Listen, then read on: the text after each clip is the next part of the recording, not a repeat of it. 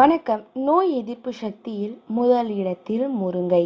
Corona virus நோயற்ற கொடியரக்கன் உலக மக்களின் வாழ்க்கையை புரட்டி போட்டிருக்குது.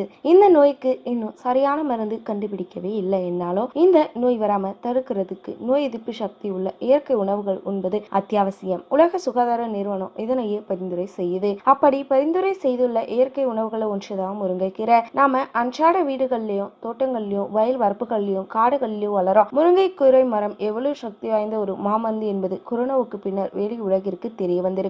முருங்கையில விட்டமின் ஏ ஆனது கேரட்ல உள்ளதை விட 4 மடங்கு அதிகமாகவே இருக்குது. விட்டமின் B2 ஆனது வாழைப்பழத்தில் உள்ளதை விட 50 மடங்கு அதிகமாக உள்ளது. விட்டமின் B3 ஆனது வேர்க்கடலையில் உள்ளதை விட 50 மடங்கு அதிகமாக உள்ளது. முருங்கையில கால்சியம் சத்து பால்ல உள்ளதை விட 4 மடங்கு அதிகமாக உள்ளது. முருங்கையில புரோட்டீன் சத்து பால்ல உள்ளதை விட 2 மடங்கு அதிகமாக உள்ளது. முருங்கையில மெக்னீசியம் சத்து முட்டையில உள்ளதை விட 5 மடங்கு அதிகமாக உள்ளது. அதனாலதான் எந்த மாதிரி கொடிய வைரஸையும் சமாளிக்கும் எதிர்ப்பு சக்தியில முதல் இடத்தை வைக்கிறது. இந்த முருங்கை நோய் எதிர்ப்பு சக்தி நன்றால் இருந்தால் நம்மை எந்த வைரஸும் ஒன்றும் செய்யலாது. மார்க்கெட்டில் 10 ரூபாய்க்கு கிடைக்கும் முருங்கைக்கீரை அல்லது 2 முருங்கைக்காய் போதும். வாரம் 2 அல்லது 3 முறை உபயோகித்தால் நாம் நமது நோய் எதிர்ப்பு சக்தியை பலமடங்கு உயர்த்தி கொள்ளலாம். முருங்கைக்கீரையை சூப் செய்து குடித்தால் நோய் எதிர்ப்பு சக்தி உடனடியாக கிடைக்குது. முருங்கைக்காய் உண்டால் கிழவன் கூட வெறும் கையோடு தான் நடப்பான் என்ற பழமொழிக்கு ஏற்ப முருங்கையை உண்டு என்றும் இளமையோடு வாழ்வோம். இந்த வீடியோ உங்களுக்கு பிடிச்சிருந்தா லைக் பண்ணுங்க, கமெண்ட் பண்ணுங்க, ஷேர் பண்ணுங்க. இது போல நீங்க நிறைய விஷயங்களை தெரிஞ்சுக்கணும்னு நினைச்சீங்கன்னா நம்ம சேனலை சப்ஸ்கிரைப் செஞ்சிருங்க. Bye by.